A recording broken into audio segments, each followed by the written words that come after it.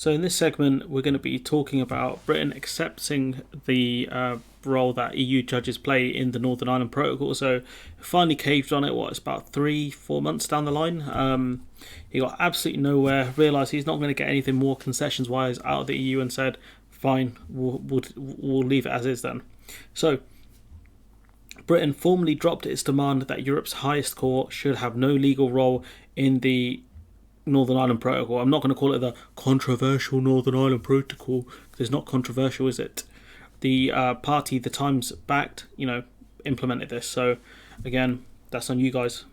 In a key concession to Brussels, Frost, the Brexit minister, will tell his EU counterpart today that Britain now accepts the ECJ must be allowed to interpret the protocol of the Brexit agreement. So a massive climb down from Frost because he made such a big deal. Do you remember all this talk about sovereignty and British judges and British courts and all this stuff? Where's all that bravado gone now, pal? Where's it gone? The move represents a significant shift from the British side in an attempt to unblock negotiations on changes to the protocol. Blocks that Frost put in place.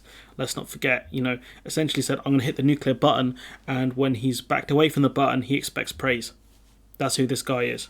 Frost will tell Šefčovič, of the Vice President of the EU Commission, that Britain is prepared to accept a staged process with separate deals on separate aspects of the protocol rather than addressing it all at once. So it looks like they're fairly close to getting some sort of deal on medicines, so that's great. They'll be looking at sorting issues out one by one, rather than Britain saying, I want it done all at once. Today, the EU will publish its legislation to ensure that all medicines that are available to Britain can also be prescribed in Northern Ireland.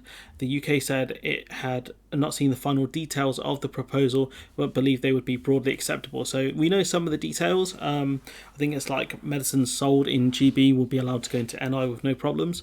So they will probably accept these in the end. The British moves suggest that Frost has backed away from threats to end talks and trigger Article 16 unilaterally, walking away from the aspects of the protocol, which is kind of crazy how much the UK has climbed down over the last couple of weeks, really, since the US intervention. We've backed down with France on the fishing stuff. We've backed down over Article 16. So it is interesting how much backpedaling we're seeing here. The government has set a deadline of this month for an agreement, but officials now concede that talks will run well into next year. Let's not forget that he, I think, set the deadline in October, then November, then December, then Christmas, and now we're looking like we're going past Christmas. So finally, my man's seen a bit of reality.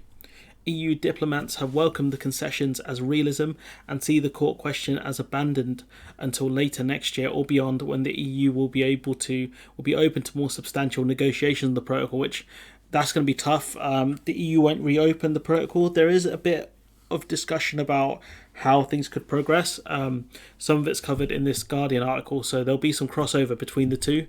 So we'll have to look at that one when we get there. But it is about time the UK got real, said an EU diplomat. The negotiations can now focus on the real issue for people in Northern Ireland, such as medicines, which is true, the actual things that impact people in Northern Ireland, because no one in Northern Ireland really, apart from maybe Jeffrey Donaldson and a few others, really care about the ECJ or probably know what it is. The government has denied last Friday that its ECJ demand was dropped. At the time, a spokesman said claims were an inaccurate characterization of our position, which is 100% accurate. He said any durable solution must address the full range of difficulties created by the protocol, including on the European Court of Justice, despite the fact that it does very little in the protocol. Like, the ECJ has not got involved at all, because no one's taken this thing to court yet. So it makes no sense to moan about the ECJ. Let's not forget all these difficulties were created by the Johnson Protocol. All the difficulties they claim anyways. Under the plans now being proposed by the UK, disputes would go to an independent arbitration panel with the ECJ asked to interpret matters of EU law. Under the present agreement, the Commission rules on disputes, and if the UK does not comply, it refers the case directly to the court as an infringement. So any kind of disagreement can go straight to the ECJ.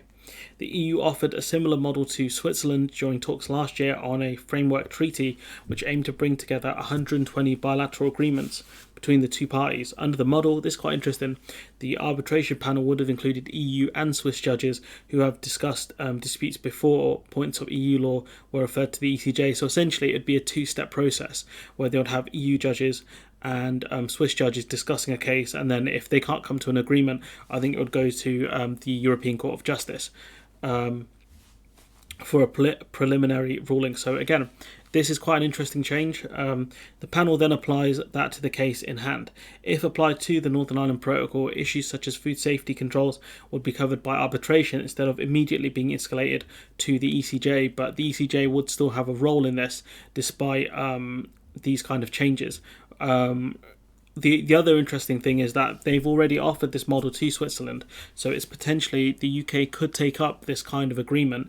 It just depends on if the EU offer it to the UK, which they possibly might. It depends on, I suppose, how the UK keeps the court system, because let's not forget the UK want to create a court system where ministers can just throw out rulings they don't like, and they have wanted to reform the Supreme Court in the UK to more of an American style system where politicians essentially get to choose who goes onto the Supreme Court, which is a really nonsensical system, to be honest. But yeah, the big man, Frost, he's melting, and he is accepting the fact that the ECJ do have a role in it. I'm sure Jeffrey Donaldson must be ecstatic right now. He must be absolutely buzzing. Oh wait, he really doesn't like the Northern Ireland Protocol and potentially the Good Friday Agreement. But yeah, he's going to be very, very upset right now. So will the rest of the Desperate Unionist Party. But anyways, I'm going to leave it there. Let me know what you think in the comments below. Like, comment, share, subscribe, and hopefully I'll see you in the next one.